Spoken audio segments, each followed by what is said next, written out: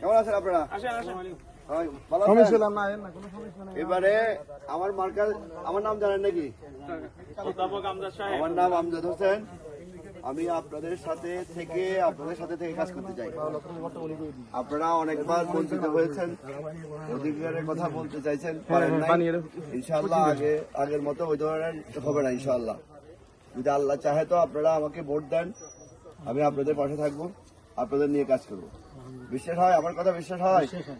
বিশ্বাস হলে তাহলে এবার আর ভুল করা যাবে না অতীতের মতো। আমার এই মার্কাটি মনে রাখবেন এবং এই মার্কাটি হাতে ধরে রাখবেন, হৃদয়ে ধারণ করে রাখবেন।